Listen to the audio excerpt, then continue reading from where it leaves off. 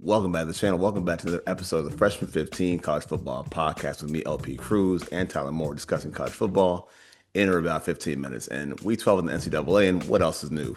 The two top teams, Indiana and Ohio State, wipe out their competition to remain the class of the Big Ten.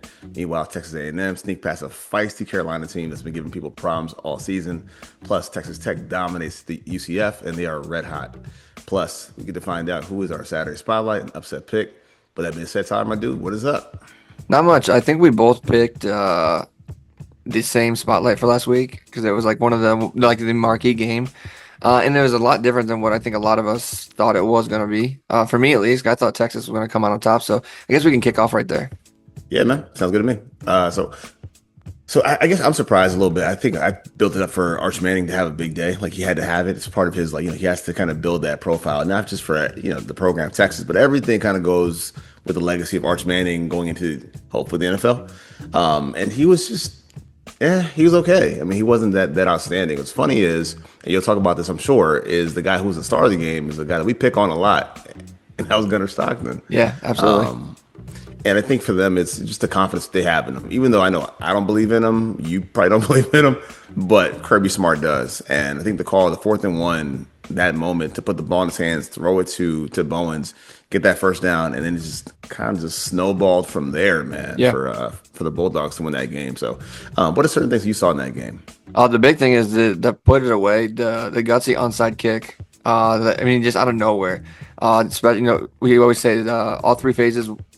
You have to win a game, you have to win in all three phases, and they certainly did. You sneak one in there. You just came off a long touchdown drive. You get the ball back. Texas defense tired, and you're just gonna run it down because you have three really good running backs, and you're just running it, continue to run down Texas's throat basically. And then to have that change of back like Frazier, just to be able to do that kind of stuff. But the thing with Arch for me is, going into the season, he was like the Heisman favorite, and then he started off slow, gets better. But one thing I don't like about his game is like he throws flat-footed a lot. I don't know if you realize that, but and he throws like sidearm too. But it reminds me like there's certain guys in the NFL that do that, like Josh Allen. He's known to do that. But he's got a big arm. Like he's got a very unique arm. Like the only one that with a unique arm like Josh Allen is Patrick Mahomes. Those two can get away with it. But Arch, like like you said, he's got a weird throwing motion. He's throwing flat-footed a lot of the time, and I think that hurts him a lot.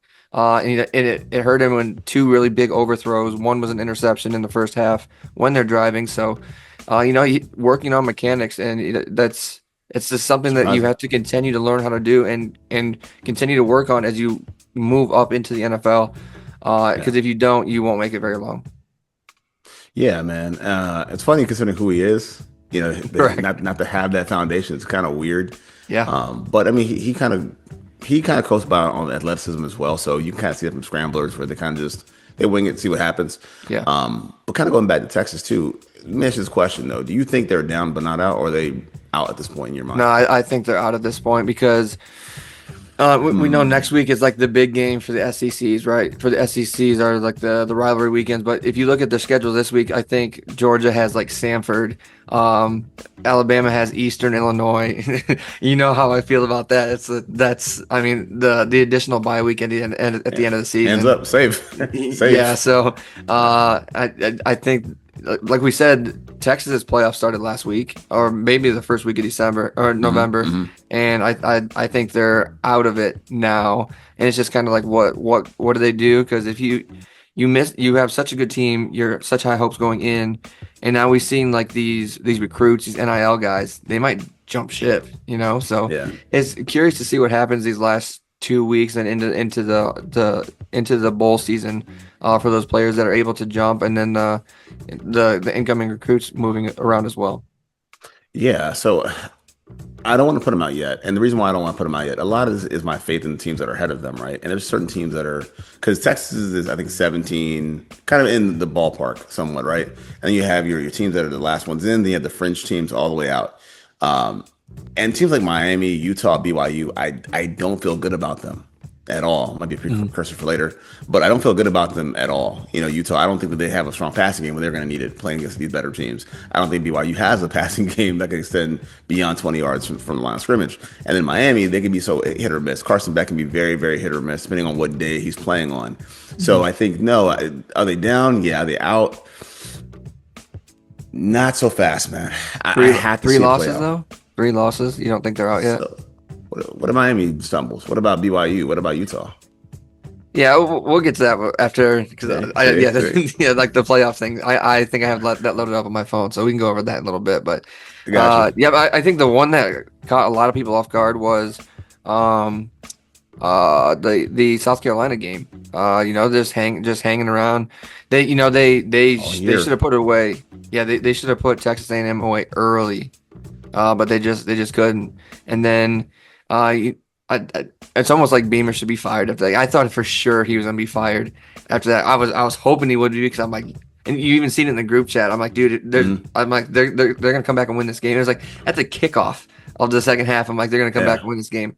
But that stinks for that. But and then you have Oklahoma beating Alabama. We called that. And then the tight game between Iowa and Oregon, like there it Yeah. was. So Yeah. these teams that you thought were like these top tier top 10 teams are like The they're juggernauts. they're showing they're showing kinks in their armor. And the top two teams in the country, they haven't really shown that. Besides Indiana showed it Personally. against Penn State, but it's the top two teams haven't showed any chinks. But if Texas A&M is playing anybody but South Carolina, they're gonna lose that game. If that like I'm gonna say 99 out of 100 times they lose that game because there's no way you're supposed to come back from 27 points down. And that's why it was frustrating about South Carolina because they've done this all year, where they've Correct. had teams on the ropes all year, Yep. and they just let them off the hook, let them off the hook, let them off the hook. So from drama last week to snoozer, because my upset pick was Pitt Notre Dame, uh, and man, was I wrong, dude. They had College Game Day out there. You thought they were going to get something done, but I think for Pitt is they took control of the game early. They took it away, and like, you mentioned it before, but Jeremiah Love is the best running back in the country, bar none. He's Yeah. just that type of guy. 60-yard run, 150 on the day, and you saw kind of when they got down Pitt. It's like you had to fight for every blade of grass against this defense for Notre Dame, and they, like they always do, they kind of rounded into form. Now they're stopping the pass, they're stopping the run. They become very, very dominant at the right time of the year. And the poor freshman quarterback for Pitt, I mean, he couldn't do anything at all. His QBR was 8.7. Yeah. They made So his I mean, life a living hell. Yeah. 414 on third down. I mean, Yeah. it's just not going to work. So again, Notre Dame's starting to kind of cement themselves there, and might they be a top 4 seed, top 5 seed going into the tournament? I don't know, man. But yeah, man, they stomped out Pitt, man. That's for your upset pick. What you got for me? No, that was I took Texas over Georgia, so I we got you, covered that bro. in the first one. But yeah, but to hurt yourself, it's gonna be Alabama. It's Alabama for me. So I'm actually on the same game but opposite sides. So go ahead, man. Oh, so you're seeing Oklahoma? Yeah, yeah, They helped them. so You're gonna say they helped yeah, themselves. Okay. yeah. Yeah, I'm on the same I same mean side. Alabama because we seen how tight it was. We said that the SEC teams that their playoffs started in beginning of November just Hmm. because it's so close. They beat up on each other, and we seen like South Carolina. They took Alabama to the wire, but Alabama We beats did. Georgia. And it's like one of those. They're like up and down, just like you said. And we see the same thing with Georgia all year too. They're playing up and down. The same thing with Tennessee against Alabama. And then they just do this thing against Texas where it was close, and then they put their foot on their neck, and it was basically over. And so you were like holding on to like a glimpse of hope, and now you have Georgia and most likely Texas A&M are going to be in that SEC championship game. And I think that's pretty much cemented in now. So I think Alabama, who was trying to get in there, is now on the outside looking in. Yeah, so I I kind still of think they're going to make the playoffs, but they're like that secure spot is out the window now. so I know you don't like this at all, but the tourneys have become filled of teams in the SEC. It Perfect. it, it has to be. Which is, I mean, the Fab will always separate himself from the from the lean beef all the time, but I had to go with Oklahoma helping themselves out because no matter how you look at it, them winning that game on the road at Bama was a big deal. Because at one point, I thought Bama would kind of take the reins and kind of push themselves further and further along in the national conversation. And the way they won, it wasn't great, man. It wasn't pretty, it wasn't clean. Like the offense wasn't good. They didn't run the ball well at all. But the defense, man, you talk about it all the time. And Brett Venables' defense, how they just show up and they make plays and create turnovers. The pick six. It's just if you win a dirty game like that at Bama, and because that's the thing, right? Look at Vandy a couple weeks ago. Vandy could have won a dirty game at Bama. Yeah. They didn't have the players to do it. They didn't have the defense to do it. But Oklahoma did. So material was nothing, right? But winning the game in a dirty, messy game at Bama, it doesn't always happen like that, man. So that's why I'm kind of even more convinced about Oklahoma. If they can kind of do this, man, and now look at their last two games. You have Missouri, LSU. Yeah. Take care of business. Come on now. And your only two losses came against Texas and Ole Miss. Yeah, that's a major stand for Oklahoma, man. Shout out to the Sooners on that one. Good job. Yep. So if we want to roll into this week, I think everyone's gonna have the same game of the week. Like we said, the Sanfords are playing Georgia, Eastern Illinois is playing Alabama. That's not my game of the week, guys. It's gonna be USC Oregon. I mean, this one there's so much playoff implications. Like we talked about it last week. We said, hey, if I believe that USC was going to make the playoffs, and this is the stuff that had to happen, and it's coming to fruition. And now this is their time. This is their game.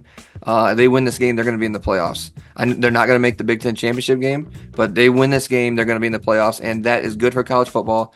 And you said I still want to get to this later, but you said that that it might be the playoffs might be filled with SEC teams, and I said good because you're still going to have. I think probably the 3 or 4 best Big Ten teams sitting in there too, and now we get to really see like, punch for punch who are the best of the best when it comes to this. But we'll talk about that in a little bit later. But the game of the week for me is USC Oregon, just because it's straight playoff implications. Whoever's win is in, whoever loses is out. Yeah, that's where I feel about it too. It's definitely an elimination game. So for USC, they'll vault themselves up into the top 10, I'm sure. Absolutely. Oregon. Can Oregon lose and still survive without playing in the title game? I'm not sure. I'm not really sure about that one. But again, if you're USC and you do it, now you have, and here's why they can do it. And I've talked about it all year for Oregon. They're funneled a very certain way on offense, and that's going to be your tight end, your wide receiver, and trying to run the ball as best as you can. Problem is, you get into a shootout now with a young quarterback. That's not going to work out so well. Jaden Mayava, Makai Lemon, they're two of the I think it's the best duo in the country. Quarterback, wide receiver. I think it's the best duo in the country. You may have some arguments there, possibly, but I think they're up there.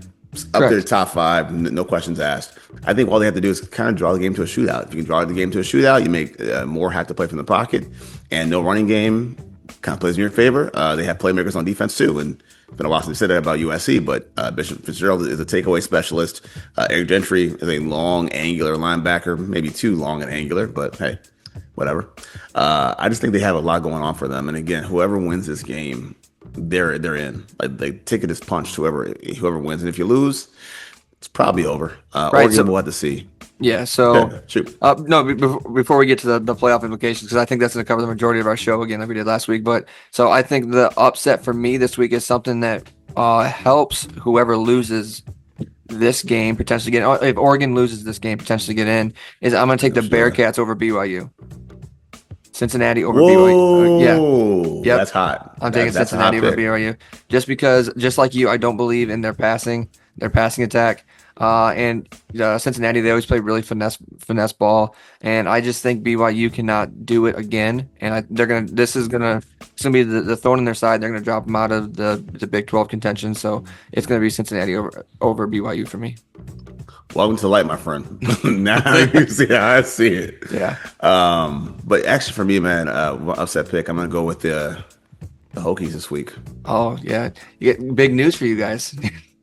So those that don't know, if you haven't been watching, they hired James Franklin. And just a quick little monologue. The reason why I'm not thrilled about it is that we know the history of James Franklin, right? Winning against top-ranked teams, not delivering in the clutch moments.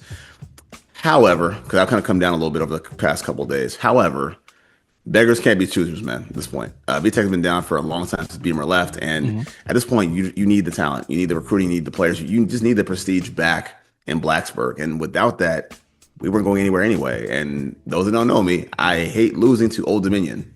Tired of it. So we need players, we need pieces. So if it takes Franklin, I'm cool with that. It is what it is. So if you're VTech, it's kind of the best you can do given where your program is right now. So I understand. So no more Justin Fuente, Brent Pry. This is still a big fish to get. So shout out to the Hokies on getting James Franklin. But all this kind of coincides with playing against Miami, who's a big time rival going back to the days in the ACC. I just think for them, it hasn't gone as planned. Kyron Jones has been kind of a letdown, but they can still kind of run the football with Marcel Hawkins. I think that's the key. You have to have a dirty game, a dirty game with Miami, muck it up a little bit, try to confuse Ruben Bain off the edge, hold him there with the read option with Kyron Jones and Hawkins. Make it messy, make it beamer ball, block a punt, get a field goal, do something to kind of win this game. And again, Carson Beck is a guy I'm not too sure about because he can go up and down whenever, and you know how it is playing out in Blacksburg. It's crazy. So I just think for them, and they've lost games against Louisville, SMU. If you lose one game here against VTech, Miami, it's over. Yeah. It's over. So I'm going to go with the Hokies, man. And I say they win a game 24-20 at home. Nice. Yeah, I don't see the winner of the ACC being a contender in the playoffs, anyways. Because Virginia, Georgia Tech, whoever decides, it's whatever. So let's just get into this playoff thing. So 1, 2, 3, and 4: Ohio State, Indiana, Texas A&M, and Georgia. Okay, those are your buys. And then you have your first round. You'd have Tulane versus Texas Tech. Okay, Notre Dame versus Oklahoma. Good game. Miami versus Ole Miss. Okay, Alabama versus Oregon. All right. So then the outside teams. So if you look at it, 11 right now is actually BYU. 12 is Utah. 13 Miami. Vanderbilt's 14. USC's 15. That's the big one right there. USC 15. So 7 versus 15 this week, and that's what we're working with. And if so, USC wins, I think Oregon can still make it, and especially since I think BYU or Utah, the Big 12. Someone is going to lose again in the Big 12. So, and with Oregon only having 2 losses, after this USC game, I still think that they're still going to make the top 12. Okay, I mean that's just the way I see it. I mean, you're gonna have obviously you're gonna have this loaded with SEC and Big 10 teams, but I think Oregon sneaks in still. Yeah, but I think that USC is gonna jump up to maybe even almost flip flop with Oregon. So maybe they jump up to like 8 or 9 because some of these teams are gonna lose. But I guess we're gonna see. But it's just one of those intriguing things because I think USC gets in. That is big time for college football, like we talked about last week. And it's a moneymaker. Yeah, it's a moneymaker. Yeah, they're printing money. So yeah, and I think that's kind of the thing because I guess you'd have to ask yourself this question as a board chair. You'll ask the question: hey, is USC with 2 losses? Are they better than say Vandy? Yes. Yeah, I mean they're better than Vandy, right? Yeah. Vandy, Utah, BYU. Yeah, they're better than BYU. Georgia Tech, Miami, even with 2 losses, Miami. Yeah. I mean, it's close, but I think this if you're looking at the firepower and the star appeal, and I think that's what it is. It's the added element is always that star appeal, man. Because like your fringe guys would be Texas, UVA, even if they were to win the ACC, Michigan. Probably not. No. Probably not. Well, y'all gonna smash them, so that's a wrap anyway. So yeah, I mean, looking at this, USC is probably in the most advantageous spot based on what you said because the win there, and the chaos around them has to get them in. But then if you're Oregon ends the season against, say, UCLA.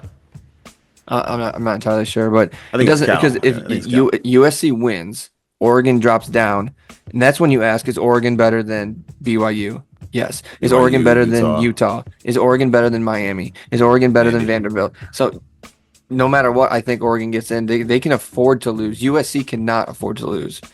Oregon, you don't want to lose, but if you do lose, you've been ranked so high this whole time. They're not gonna keep a Big 12 team or an ACC team in front of you because 1, money, because you got the Nike brand, and 2, you're throwing another Big 10 school in versus all the SEC schools that we're gonna see, And like the big one out there is obviously Texas Tech is going to make it in if they hold true. Oh yeah, And then you yeah, have Notre Dame. So I mean, you're talking like blue bloods clear. of college football. So So man, you have lived long enough to become the villain because your conference is now the new SEC. If you look at it carefully, because that's what they're going to do. I mean, ultimately, when they look at these records, these teams, they're going to say, well, there's no way a team in the Big 12 can compete with a team in the SEC or Big 10. right. So that would go for teams like, and I guess if you're looking at this carefully, man, with scrutiny, that applies to Utah and BYU, and then of course Vandy. Vandy's not the class of the conference, and neither is USC to be honest about the Big Ten. But that doesn't matter with what they've done so far and the games they have to show for it. Yeah, I agree, man. I agree. I'm not happy about it. I'm not because I would like to see one of these Cinderellas get smashed too.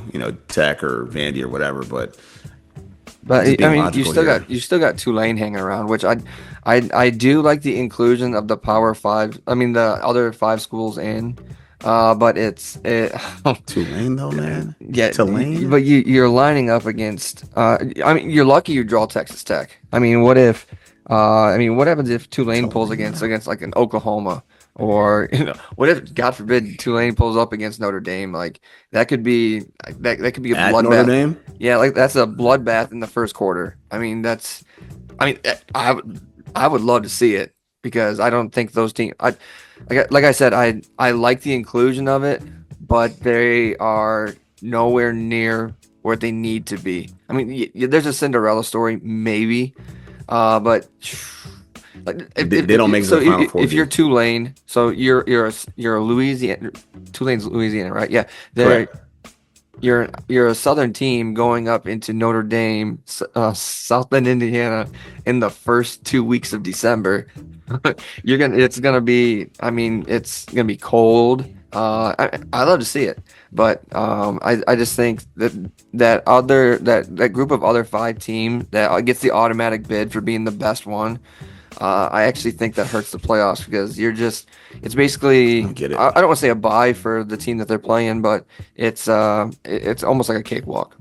It's a preseason game. It's a ramp up, is what it is. Yeah. And for those that don't know, if you're looking at your CFP rankings here, and by the way, like and sub too, those that are looking at the rankings, they look at the top 12. They don't see teams like Tulane. But just to explain, Tulane is in. If I'm wrong, correct me.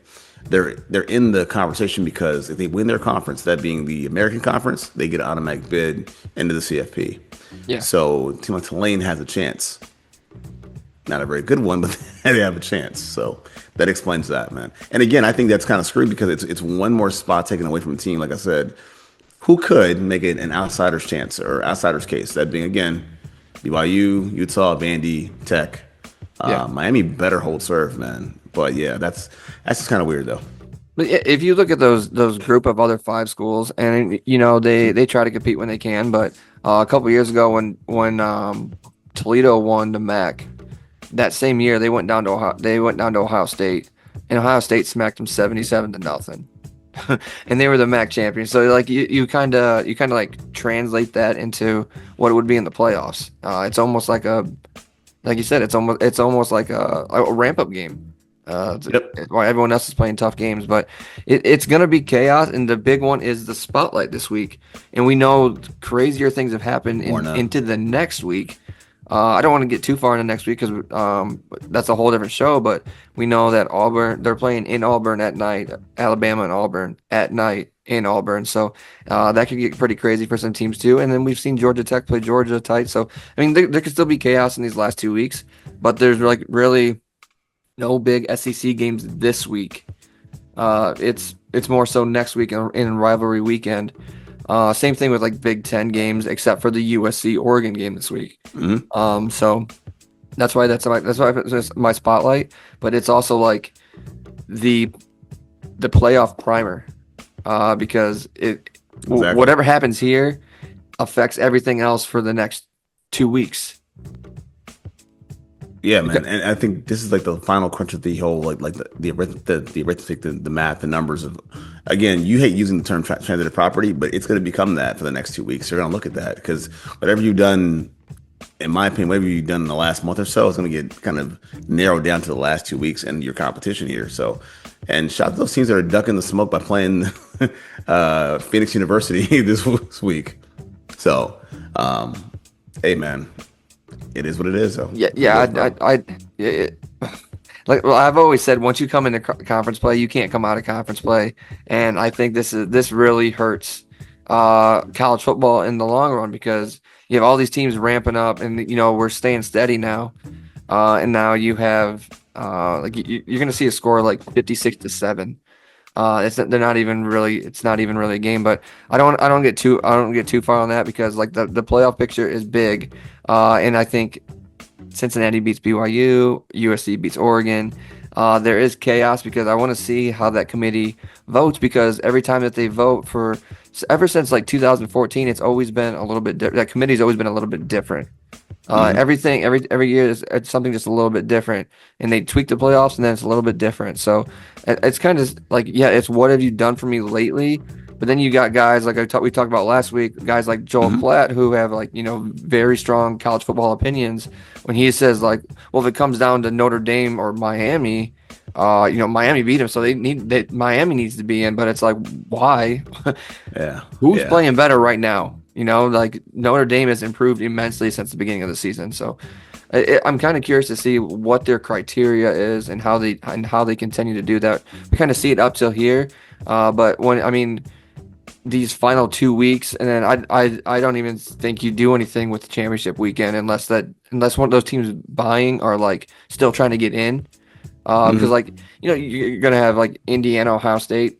Who care? Like you can almost say who cares? Like it's They're one both two no in. matter what. So, but Yeah. yeah, these last 2 weeks for the playoff committee are the really big ones in my opinion. But I will say this though, man. I think for the most part, they tend to get it right though. They do. Because they had the controversy with Florida State and they got wiped in their bowl game without Jordan Travis. So that's one thing. And then next year they kind of fell apart. Even last year, keeping out Alabama, we were really skeptical of Alabama, and they kept them out anyway. Like they did what's called the right thing, if you will. So I think they've been getting it right. I think when they had these closed door conversations, they really do analyze things, and like the Joe Klatt perspective doesn't really exist. They look at, hey, what's happening right now? Who's the strongest team right now? Who? Hmm. And honestly, I think they're looking at it from the perspective of, if we put this team in, what are their rational chances to survive all the way throughout? I think that's kind of part of the conversation. If I put this team in, can they actually make it through? Can they actually win a game? Will they just get wiped in the first round?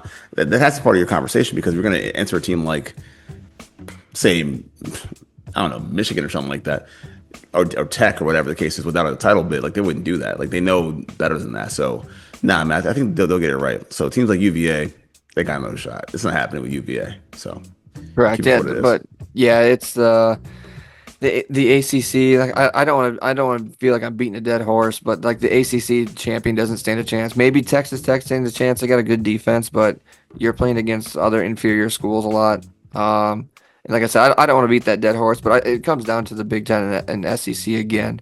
And we known about it since they made these super conferences, and that's eventually what it's going to That's be, it. just two That's giant it. super conferences. But yeah, it's going to be really entertaining, and it starts with actually a USC classic Oregon. matchup, USC Oregon. That's a usually Pac 12. a bar, yeah. Pac-12 after dark. Is what we used to say. But, I think that game is it 3:30 or is it 7:30? Yes, man. Yes. 3:30 at Autzen, which is I still kind of find It's noon, so it's noon mistimed. there. Yeah, it's that's kind of a missed time for a game. I mean, I don't. That should be your premier game of the week. So I don't see why it's being played at 3:30 Eastern time. But hey, it's what it is, Yeah. man. But any final last thoughts?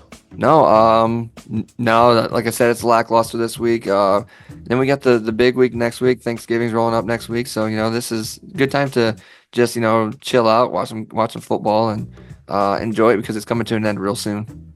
Yes, sir, man.